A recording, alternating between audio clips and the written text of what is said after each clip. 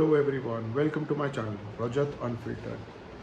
तो आज मैं आप लोगों को सुनाने वाला हूँ एक कहानी जो कि एक सच्ची घटना पे आधारित है। ये बात घटी थी समवेयर अराउंड 1985 से 1990 के बीच में, और धौलपुर नाम की एक जगह है राजस्थान में। वहाँ पे एक घर था जिसकी ये कहानी है।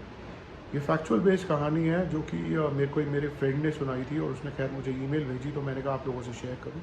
ये बात उस समय की है जब उस घर के अंदर कोई रहता नहीं था। लोगों ने उस घर को भूतिया घर घोषित कर दिया था और कहते थे कि इस घर में कोई नहीं रहेगा क्योंकि इस घर में आत्माएं या भूत कुछ है। तो एक आदमी था सुरेश, जिसको ये घर ना बहुत ही सस्ते दामों पर मिल गया था। तो इवेंचुअली उसने सोचा कि ठीक है, अगर इतना सस्ती डील मिल रही है तो ऑब्वियसली कोई भी होगा वो कहेगा खरीद लेते हैं इस घर को। वो घर खरीद लेता, अपने बेटे के साथ सारा सामान लेके शिफ्ट हो जाता है, रहना शुरू करता है। 2 दिन 3 दिन ठीक ठाक निकल जाते हैं। चौथे दिन उसको घर के अंदर ना कुछ लगता है ऐसा कि जैसे कोई आवाज़ सी आ रही है। वो अपने बेडरूम में होता है और कुछ चलने की आवाज़ आ रही है, कुछ पायल की आवाज़ आ रही है। थोड़ा सा ना घबरा जाता है, तो बट कहता है कि ठीक है चलो, पुराना घर है, कुछ आवाज़ें इधर उधर की कुछ ख़राब होंगी चीज़ें, कुछ होंगे कीड़े मकोड़े चूहे जिसकी वजह से ये आवाज़ें आ रही हैं, तो वो नज़रअंदाज कर देता है। एक दिन और बीत जाता है। अगले दिन बेटा नहाने जा रहा होता है, छोटा बेटा होता है उसका, राहुल होता है उसका नाम। वो नहाने जा रहा होता है तो बाथरूम में जाता है तो पानी चला जाता है। तो जैसे ही पानी जाता है वो बाहर आता है अपने पिता फादर को बताने के लिए, और वहाँ पे देखता है कि एक औरत वाइट साड़ी में खड़ी है। घबरा जाता है, छोटा बच्चा होता है ऑब्वियसली, वो घबरा जाता है, भागता हुआ जाता है अपने फादर के पास।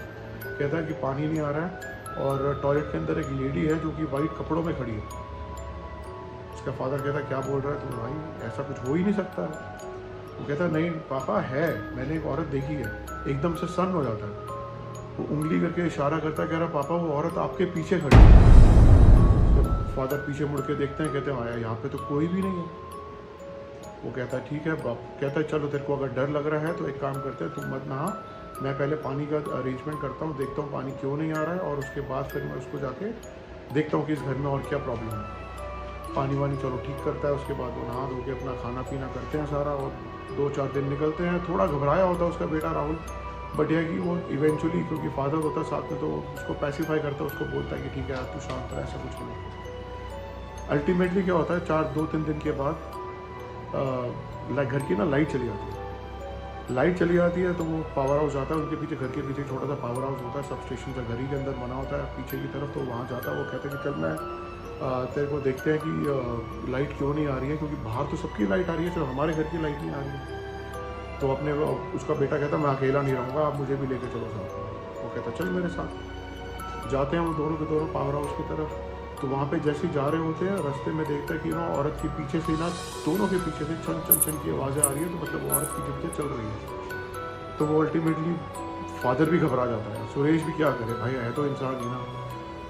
दोनों के दोनों पावर हाउस की तरफ जाते हैं। जैसे ही अंदर की तरफ जाते हैं तो फादर की ना, सुरेश की लात ना सीढ़ियों में अटक जाती है। लकड़ी की पुरानी सीढ़ियाँ होती हैं, वो टूट जाती है और उसकी लात अटक जाती है। बेटा घबरा जाता है।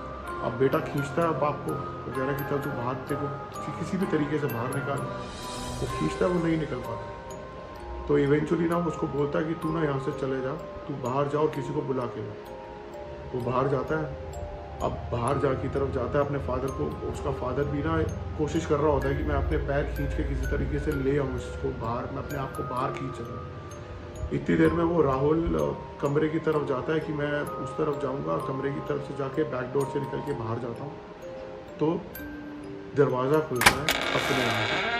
वो औरत उस लड़के को खींच लेती है अपनी तरफ, कमरे के अंदर ले जाती है। कमरे के अंदर ले जाके वो दरवाज़ा हो जाता है बंद। 10 मिनट बाद सुरेश अपने पैरों को बाहर खींचता, किसी तरीके से घसीटता, वो बाहर निकालता है और दौड़ता है कमरे की तरफ और देखता है कि उसका बेटा कहाँ है। उसको अपना बेटा नहीं दिखाई देता कहीं पे। वो आवाज़ें मारता है हर जगह पे, राहुल राहुल कहाँ है तू, नहीं आवाज़ आती उसको कहीं से।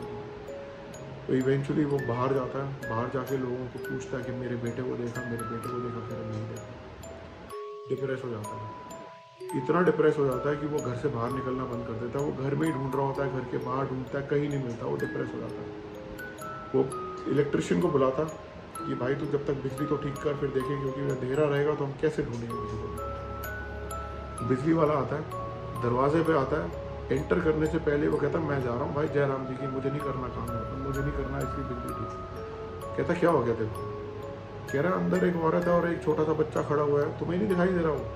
कह रहा वो दोनों के दोनों भूत है। कह रहा पागल है क्या, मुझे कुछ भी नहीं दिख रहा? वो कह रहा नहीं भाई ये सामने खड़े हैं दोनों के दोनों। तब सुरेश को समझ में आता है कि उसका बेटा मर गया और वो कभी वापस नहीं आया। वो डिप्रेशन में आके वो कहता मैं घर छोड़ दूँ बेटर है, वरना मैं भी मर जाऊँगा। चला जाता। इवेंचुअली वो 6-7 महीने के बाद आता है, उस घर को डिमोलिश कर देता है, तोड़ देता है पूरे तरीके से। कहता है ना बांस रहेगा ना बांसुरी बजेगी। वो इतना डिप्रेस हो जाता है, वो बाहर जाके अगर किसी को भी ये बात बताए कुछ भी करेगा तो लोग उसको सुनने को तैयार नहीं होते, समझने को तैयार नहीं होता है। वो उस घर को तोड़वाता है और इवेंचुअली उस पर मंदिर बनवाता है। आज भी वो मंदिर है वहाँ पे।